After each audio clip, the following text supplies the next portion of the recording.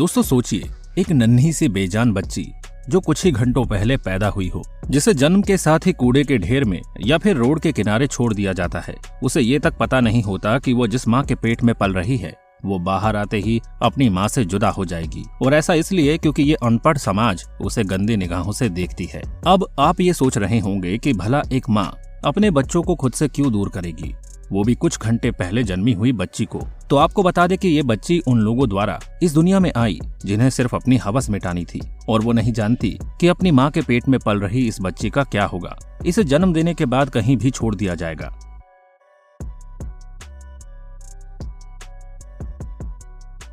तो इसे जंगली जानवर खा जाएंगे या फिर ये वहीं पड़ी पड़ी मर जाएगी। ऐसे केसेस आपने बहुत ज्यादा देखे और सुने भी होंगे, लेकिन आज हम आपको एक ऐसा ही किस्सा सुनाने जा रहे हैं जिसे सुनकर आप कहेंगे वाकई हर कोई एक जैसा नहीं होता। दुनिया में ऐसे भी कुछ लोग हैं जिनकी वजह से दुनिया में वफादारी, ईमानदारी और सहानुभूति जैसे शब्द सुनने में अच्छे लगते हैं। तो जानने के लिए बने रहिए हमारे साथ वीडियो के एंड तक। आज जब इंसान की मदद करने से बचता है या सिर्फ अपना फायदा देखता है, लेकिन कई लोग ऐसे भी हैं जो बिना किसी स्वार्थ या लाभ के किसी की मदद करने के लिए आगे आते हैं।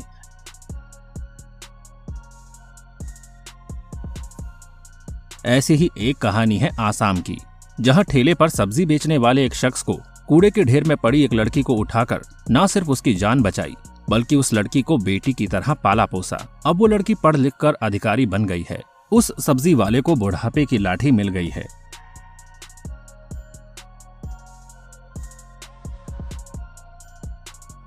आइए आपको इसके बारे में विस्तार से बताते हैं कि क्या है मामला। मीडिया रिपोर्ट के अनुसार ये मामला आसाम का है। असम में रहने वाले सोबरन नाम के शख्स अपने परिवार के गुजारे के लिए ठेले पर सब्जी बेचा करते थे। एक दिन सोबरन अपनी सब्जी के ठेले के साथ गलियों से गुजर रहे थे, तभी उन्हें झाड़ियों में एक बच्ची की रोने की आवाज सुनाई दी। जिधर से आवाज आ रही थी उधर जाकर सोबरन ने झांका तो उन्हें कूड़े के ढेर में एक छोटी बच्ची रोती हुई दिखी। कभी शादी न करने का फैसला लिया सोबरन ने उस बच्ची को कूड़े के ढेर से गोद में उठा लिया। जब सोबरन को बच्ची मिली थी तो उनकी उम्र 30 साल की थी। तब उनकी शादी नहीं हुई थी। शादीशुदा न होने के बावजूद सोबरन उस छोटी बच्ची को पाकर बेहद खुश थे।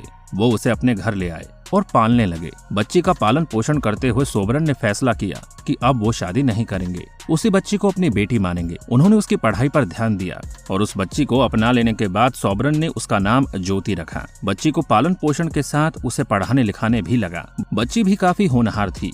उसने अपने पिता को कभी निराश नहीं किया। ज्योति ने साल 2013 में कंप्यूटर साइंस से स्नातक किया। इसके साथ ही ज्योति असम लोक सेवा आयोग की परीक्षा भी पास कर गई। इस परीक्षा में कामयाबी के बाद ज्योति को सहायक आयुक्त के पद पर पहली पोस्टिंग मिली है। बुढ़ापे की लाठी ज्योति को मिली सफलता के बाद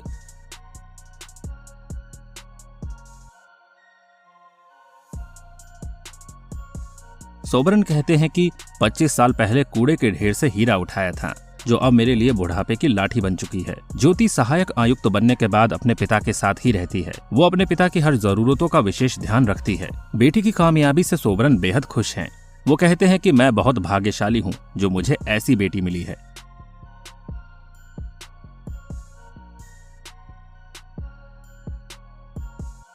तो दोस्तों आपने देखा किस तरह से इस बच्ची को कुछ हवस के लोग अपनी हवस मिटाकर इस बच्ची को जन्म देकर कहीं भी फेंक चुके थे। चाहे ये बच्ची मर जाती या फिर जीती, इस बात से किसी को कोई फर्क नहीं पड़ता।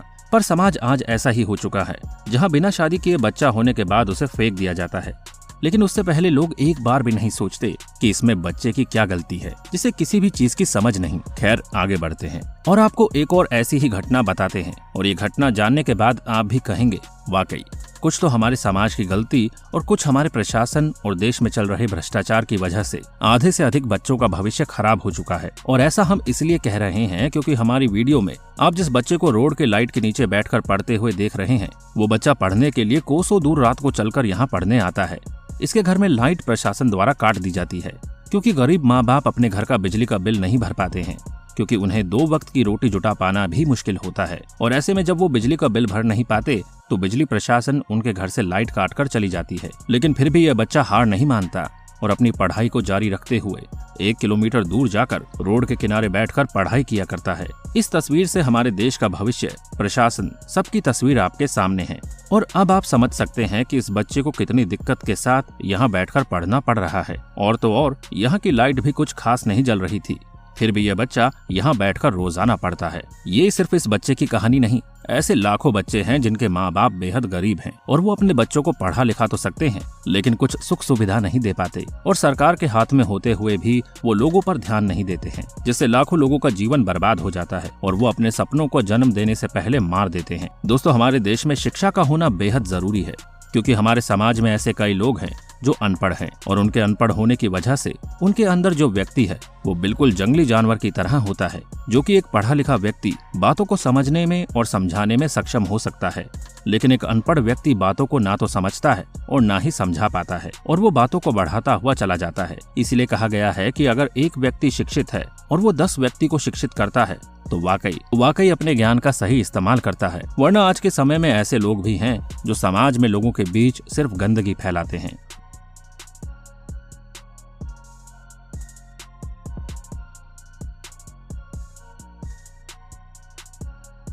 लोगों को गलत रास्ते बताते हैं, लेकिन एक पढ़ा लिखा व्यक्ति कभी भी लोगों को गलत कदम पर चलने नहीं देता, बल्कि उन्हें गलत रास्ते से बचाता है। इसीलिए तो कहा गया है कि बेटी बचाओ बेटी पढ़ाओ, बेटी बचाओ बेटी पढ़ाओ।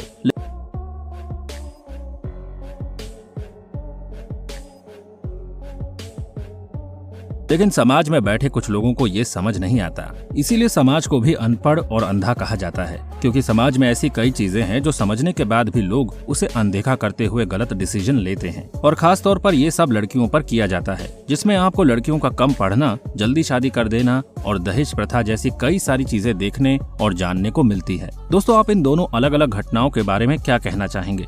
वाकई भगवान की देन इस लड़की ने अपने पिता का नाम गर्व से ऊंचा कर दिया।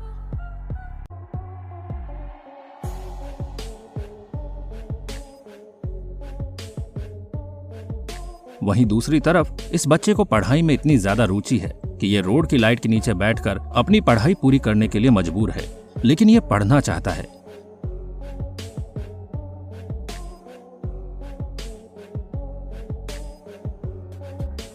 इन दोनों ही बच्चों के लिए एक लाइक तो बनता है।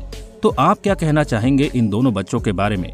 हमें अपनी राय कमेंट बॉक्स में कमेंट करके जरूर बताइएगा। तो मिलते हैं आपसे अगली वीडियो में, तब तक अपना ध्यान रखिए। Bye bye.